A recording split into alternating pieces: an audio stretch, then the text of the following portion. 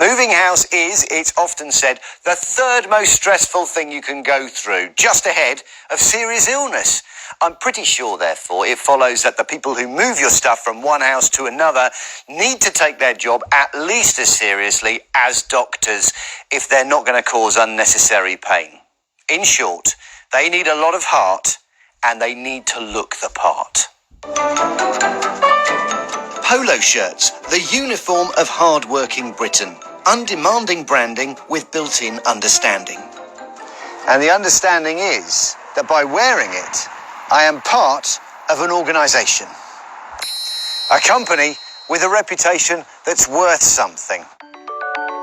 And you'll find plenty of branded polo shirts on the website of removals firm Anyvan, who promise to make moving house easy. It already boasts 3 million customers, and with more familiar names often chock-a-block due to the recent stamp duty holiday, more and more people have been turning to Anyvan. But we've heard from plenty who are disgruntled, like Jean and Elwyn Price from Montgomeryshire. They paid Anyvan £1,500 for their house move last December, and were told the vans would arrive by 2 p.m. on their moving day. What actually happened?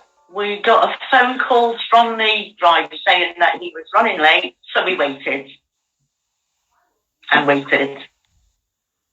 And waited.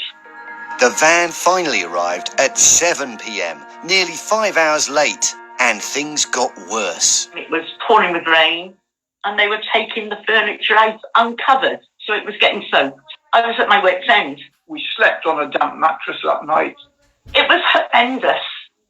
Look closely at Anyvan's website and you'll discover you won't always get branded vehicles or polo shirts because it's actually a marketplace, connecting customers with what it calls its team of partners, individual traders who've signed up to get business through Anyvan.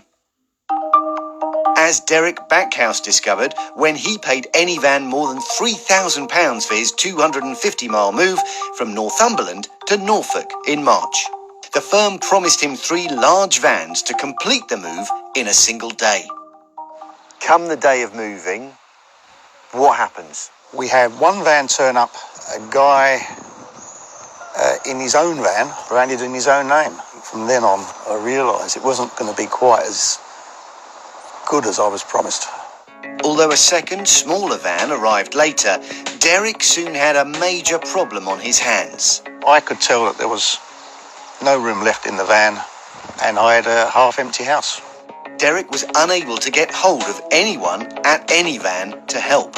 And to finish the move, the driver proposed returning next day, which would cost an extra £1,600. It had been a stressful day. I was tired, under pressure. I was put into a position where you had to make a decision, and so I said yes. Derek had to stay put with his remaining belongings while the rest headed off to his new house in Norfolk, including his bed. Without a bed, what did you do? I slept on the floor. It was just one of the most horrendous moves I could ever imagine. Property expert Tayo Aguntanore says Anyvan needs to up its game.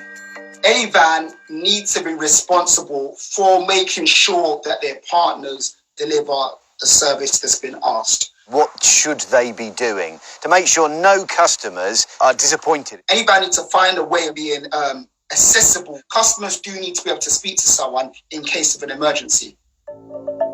Anyvan told us that it works with a trusted and strictly vetted network of independent removals companies, which it says it makes clear on its website. It says it's truly sorry for what happened to Jean, Elwyn and Derek, but insists such cases are very rare and that it takes its customer services responsibilities extremely seriously. In Derek's case, Anyvan told us the wrong number of vans turned up because Anyvan staff inputted the wrong details. As for Jean and Elwyn's driver, it says the partner has been removed from its network. Over the past few months, we've had more complaints about Anyvan than all of the big traditional removals companies put together. Perhaps the point is this. When you're moving house, you don't just want any van. You want the right van or vans for the job. Okay. Never going to Sorry, I happen. can't take it seriously. Never going to happen. If your movers let you down, we want to know about it. Watchdog at bbc.co.uk, at BBC Watchdog on Twitter. We are also always keen to hear about your scam stories. Unlike it would appear, some employees who were working on the Action Fraud Hotline a few years back